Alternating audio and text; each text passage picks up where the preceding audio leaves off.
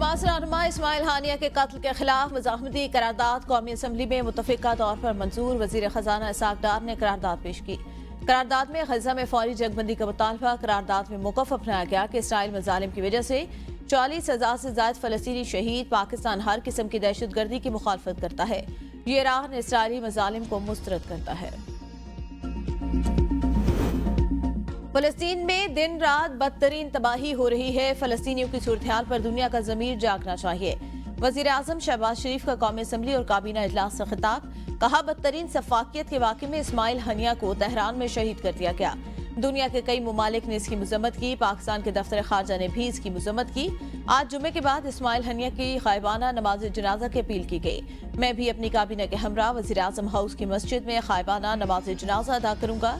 वज़ीर आज़म बोले, इस सफाकियत में मुलव्वस इसराइल को इंसाफ के कटहरे में लाया जाए। पाकिस्तान अपने मजलूम फ़लस्तीनी बहन भाइयों को हर मुमकिन सहूलत फराहम करेगा। फ़लस्तीनी तलबा को तालीम और तरबियत के लिए पाकिस्तानी मेडिकल कॉलेजेस में दाखिला दिया जाएगा।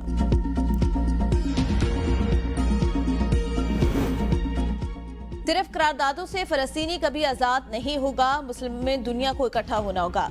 वेस्टर गौहर का कौमी असम्बली में इज़हार ख्याल। कहा, मौजूदा हुकूमत की नाकामी है। OIC का एक भी इजलास नहीं बुला सकी। हम अपनों को नहीं जोड़ सकते तो इसराइल के खिलाफ ब्लॉक भी नहीं बना सकेंगे।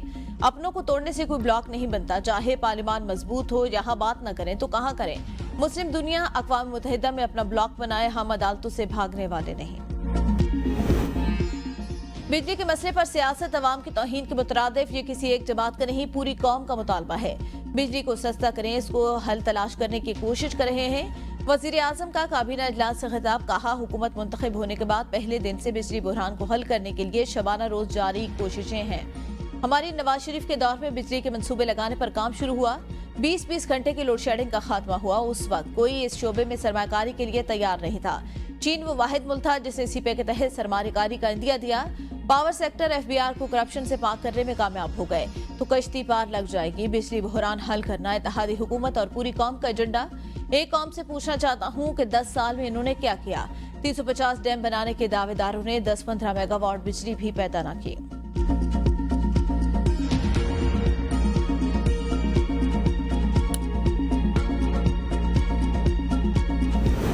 गैस ने अपनी बिजली पैदा करेंगे।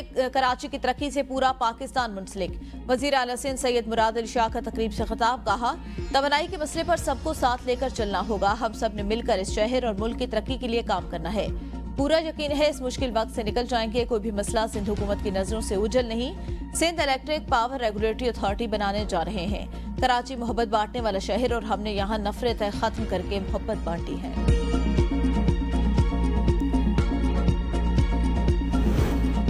लियाकत बार रावलपिंडी में जमात इस्लामी के धरने का 8वां रोज। जमात इस्लामी का हुकूमत की जानिब से मुज़ाकरात में संजीदगी न दिखाने पर धरने को यौम आज़ादी तक ले जाने का प्लान। हाफिज नईमुर रहमान, चचा, भतीजी, समधी सब सुन लें, हम आसानी से जाने वाले नहीं। जमात इस्लामी ने अवाम को हक दिलाने का बेड़ा उठाया। पहले इदारे तबाह करते हैं, फिर बेचने की बात करते हैं। RPPs के धंधे से अवाम की जान छुड़ाएं। बिजली बिल कम कराने हैं, तनख्वाहदार पर टैक्स वापस कराना है। अवाम को हुकूक दिलाने तक जद्दोजहद जारी रखेंगे।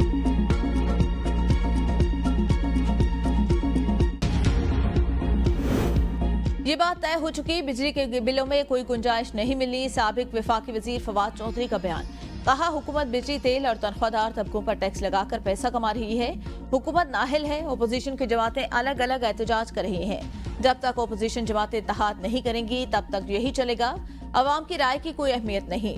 बदकिस्मती से ओपोजिशन अलायंस न बनने की वजह से तितर बितर है। डॉक्टर शहबाज गिल के लापता भाई गुलाम शबीर की बासियाबी की दरख्वास्त पर समान। इस्लामाबाद हाई कोर्ट का आज का अदालती ऑर्डर। वजीर आजम शहबाज शरीफ के सामने रखने का हुक्म। जस्टिस गुल हसन औरंगजेब ने रिमार्क्स दिए। पहले बंदा उठाने के लिए SHO को कहा जाता था। अब हुकूमत पाकिस्तान खुद पॉलिसी के मुताबिक ये करती है। इदारे जब कह देते हैं हमें नहीं पता, ये सबसे खतरनाक सूरत हाल है।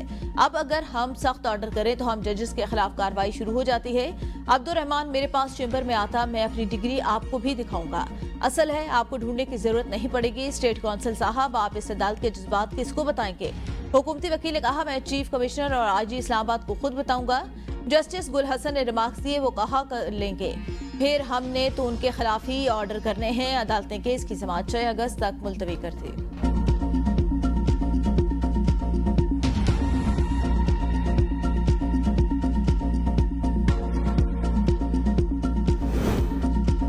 रहनुमाओं के खिलाफ तमाम मुकदमात बोगस और भोंडे। आसिफ जरदारी और वज़ीर आला कान खोल कर सुन ले, आपका ये फ्रॉड सारी दुनिया ने देख लिया। अपोजिशन लीडर उमर अयूब की मीडिया से गुफ्तगू, कहा चीफ जस्टिस इस्लामाबाद हाईकोर्ट को बानी पीटीआई का केस सुनना चाहिए। पूरे पाकिस्तान में सिर्फ 3 एहलकारों की वजह से ये सब कुछ हो रहा है। केस का दारोमदार इस बात पर खत्म होता है कि पुलिस के 3 एहलकारों ने भेस बदल कर साजिश की। यास्मीन राशिद दलील है, आलिया हमजा को झूठे केसेस में शामिल करने का अमल जारी। बानी पीटीआई ने इस्माइल हानिया की शहादत पर कहा, यह इसराइल की बर्बरियत है।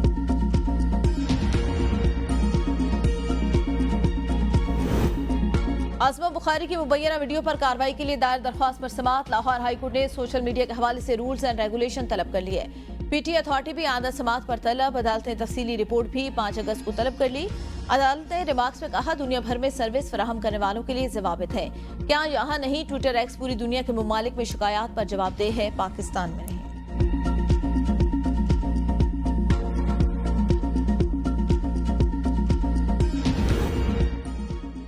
डिजिटल दहशतगर्दी हो रही है, रियासत भी महफूज नहीं। आजादी सारे पर पगड़ियां उछाली जा रही हैं। वजीर इत्तलात पंजाब आजमा बुखारी की मीडिया से गुफ्तगू, कहा पाकिस्तान में किसी भी तरह की पोस्ट कर दे कोई पूछने वाला नहीं। कोई मुल्क ऐसे नहीं चल सकता जिस तरह पाकिस्तान को चलाया जा रहा है। अब सोशल मीडिया अकाउंट्स का इस्तेमाल रूल्स के तहत किया जाएगा। हम सोशल मीडिया के खिलाफ नहीं, कवायदो जवाबित की बात कर रहे हैं। पाकिस्तान में भी सोशल मीडिया अकाउंट्स रूल्स के मुताबिक रेगुलेट होने चाहिए।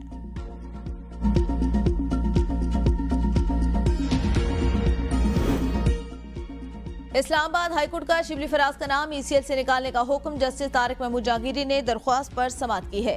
वकील दरख्वास्त गुजार का कहना था 4 एफआईआर जिनमें से जमानत पर हूं। अदालत ने सरकारी वकील से इस्तफसार किया, अब क्या ग्राउंड है? सरकारी वकील ने मौकफ अपनाया, जो अदालत हुक्म करेगी हम अमल करेंगे। जस्टिस तारिक महमूद जहांगीरी ने रिमार्क्स दिए, वजारत दाखिला डीजी पासपोर्ट अदालत को मुतमईन नहीं कर सके। 1 हफ्ते में नाम ईसीएल से निकाल कर अदालत में रिपोर्ट पेश की जाए। डीजी पासपोर्ट और डीजी एफआईए को भी अमल दरामद रिपोर्ट पेश करने का हुक्म।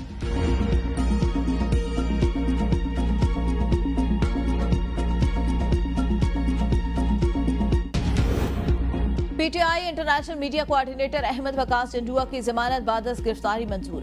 फौरी रिहा करने का हुक्म। इस्लामाबाद की मकामी अदालत ने 50,000 मजलूकों कीमत अहमद वकास की जमानत मंजूर। मुल्क के बेशतर इलाकों में मानसून स्पेल जारी। जल थले एक निजाम जिंदगी मफलूज। नाक में मूसलाधार बारिश के बाद पीरकच और सदगी नाले में तुखयानी, ऊंचे दर्जे का सैलाब। मुतअद्दिद मज़ाफ़ाती इलाके ज़ेर-ए-आब। ज़िले इंतज़ामिया ने सैलाब अलर्ट जारी कर दिया। सैलाब से हजारों एकड़ पर फैली गई मकई की फसलें तबाह। बलूचिस्तान के इलाके बोलान और गिरदुनवा में तेज बारिश से नदी नालों में तुगयानी।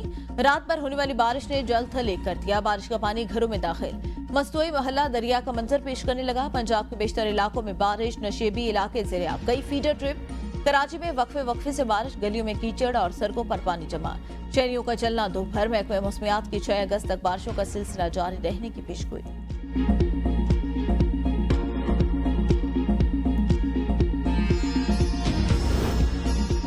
अफगान कार्गो गाड़ियों के जरिए ड्राइवरों के लिए पाकिस्तानी वीजा शर्त अमलदराम का आगाज। अफगान हुकाम ने रद्द-ए-अमल में हर किस्म मालबरदार गाड़ियों के अफगानिस्तान दाखिले पर पाबंदी लगा दी। पाबंदी के दूसरे रोज भी दोतरफा तिजारती सरगर्मियां मुअत्तल। ट्रांसपोर्टर्स का कहना है दोतरफा मसले के हल के लिए अमली इक़दाम करें।